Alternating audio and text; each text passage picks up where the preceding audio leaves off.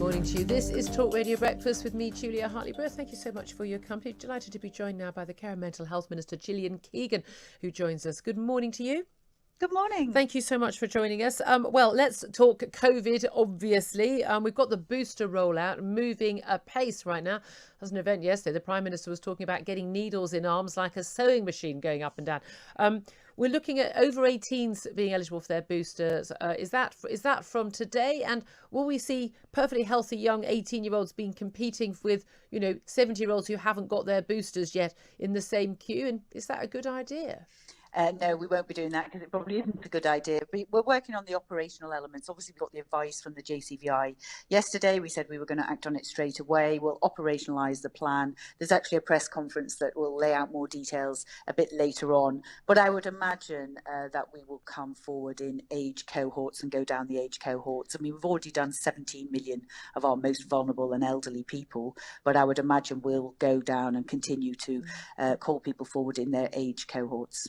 And in terms of rolling out the jabs, the second jabs for 12 to 15-year-olds, there hasn't actually been that high a take-up of 12 to 15-year-old first jabs. I mean, I'm among those parents who's, my daughter has had 2 doses of COVID. I'm not entirely sure that it's wise to go against the advice of the JCVI initially on having even the first jab, given that she's already got that protection. But since whatever new evidence do we have for the second jab to be rolled out to that age group? Has there been new evidence and new data that has changed that decision?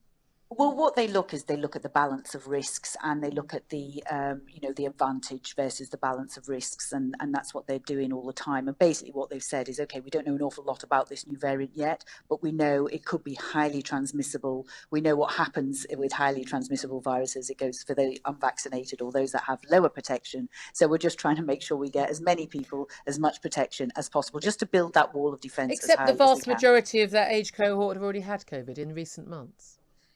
Yes, but again, that's another thing we don't know about this new variant, how the antibodies, that you've built up naturally, how effective they will be. So what we're trying to do, we're buying time by delaying things and, trying to put back in place some of the measures that we had. But that's to buy some time for our scientists to then give us that advice. And as much as we can do right now, because of course there are concerns about how high the transmissibility could be. So that's why we're basically saying let's build that wall of defence even higher.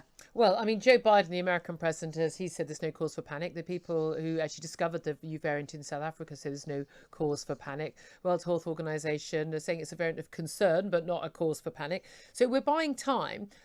Buying time to learn whether or not this is going to be, it does seem to be quite a lot of evidence that it is more transmissible, this new variant, but finding whether or not the vaccines are still effective and learning whether or not it causes more severe disease. The evidence so far to date suggests it doesn't cause more severe disease in South Africa, but as you say, we don't know yet. When we've bought that time and we've had all that research done, and then we've got an answer, will we then get rid of all the new restrictions on our lives? Well, those new restrictions have 3 weeks, so we'll be reviewing them again in 3 weeks. So there's a debate actually in Parliament on them, a vote, and then there'll be a 3-week review time. Because we're very conscious of the fact that, of course, if we're trying to be balanced and proportionate, but of course, if it turns out that we don't need to do these things, then of course we've got that 3-week review period, which okay. But you say 3 weeks, but that review actually is in 3 weeks' time from when that was announced, is the 20th of December. Parliament breaks up on the 17th of December.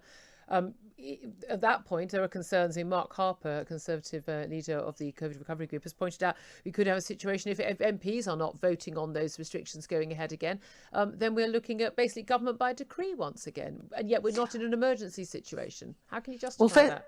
Well, first of all, we need to figure out the advice will start to, the scientists will start to inform us as they find out more. It could be, as you said at the beginning, that, the vaccines work well and the there's not much to worry about, in which case they'll expire. It could be that we find out more, in which case we'll obviously inform people along the way. Okay. We really do have to act on the scientific advice, and and also obviously they'll be talking through the Parliament, and the leader of the House will be talking through what measures need to be put in place if we do need to extend the restrictions. Okay, well, I mean, I would argue never need to extend restrictions. It should always be a matter for people to be given advice, strong advice sometimes, but it should always be up to people about their own trade-off on safety and liberty. Let's talk about some of the new rules, though. And again, I'd like to point out that actually the rules on self-isolation, if you come into contact with Omicron or coming back from a foreign holiday, these don't fall in 3 weeks. They actually continue till the end of March. So that is something that people may well be stuck with.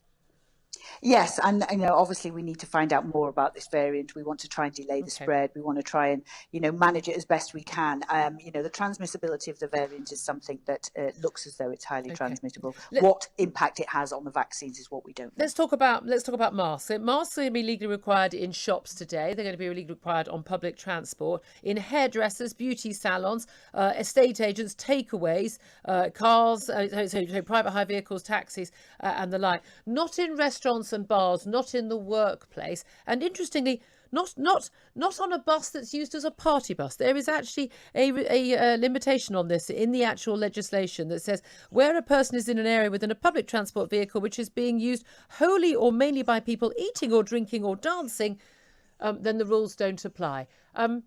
This is just a nonsense, isn't it?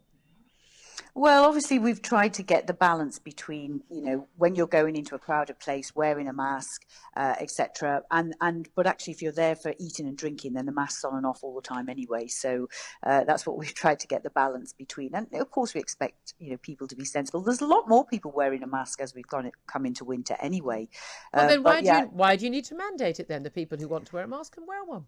Because we're trying to be balanced and proportionate. We're trying to put these extra measures in place. We're trying to give the scientists a bit more time. We're trying to delay, the spread of a very new variant that we know is here. We just learned about 3 more cases in Scotland. We're trying to make sure that we give the scientists some time, and then we'll know what we're dealing with.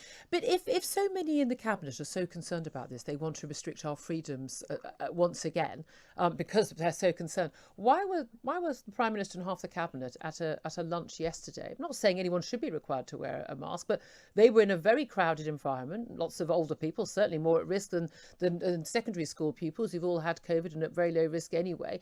Not a single one of them was wearing a mask. No one was wearing a mask, apart from the waiting staff, of course, which is often the case. If they're so concerned about this new variant and really, really worried and feel they need to bring in restrictions on other people's lives, why do they not want to wear masks themselves? Well, it gets back to what we were talking about earlier. At lunch you're eating. Obviously, the waiters aren't eating, but you're eating. People were mixing. They were standing. People were barely at their tables. They were standing, chatting. They're eating and drinking, and that's exactly what happens in a bar, right? So we've made the distinction for now between going to a place eating and drinking, and going into a place and basically buying something or having something done, and that's effectively what we've done. So and as I say, we've brought this in for 3 weeks. We think it's balanced and proportionate, just to be able to buy some time to give our scientists the time to give us more information. Just finally, what the big worry is? Are we going to still get Christmas this year after it was cancelled last year? Half the country was in tier 4, all those travel restrictions. It was absolutely devastating for people after a really, really tough year. We had another tough year this year. People want life back to normal. Do you honestly believe that if we did have restrictions over Christmas, perhaps limiting households, perhaps other rules or traffic restrictions, do you think people would obey them? Well, first of all, we're in a much better place, right? We've got the vaccines, we've got the boosters, we've got the treatments. So I think that's the first thing. And we obviously, the thing we want for Christmas more than anything is for people to come forward and get vaccinated. If they haven't come forward for their first dose, come forward. A second dose, come forward. Booster, we'll be in touch. The plans will be being laid out, but please come forward. Really, all we want for Christmas is everybody to be jabbed and boosted where eligible. All right, Gillian Keegan, Care and Mental Health Minister, really appreciate you.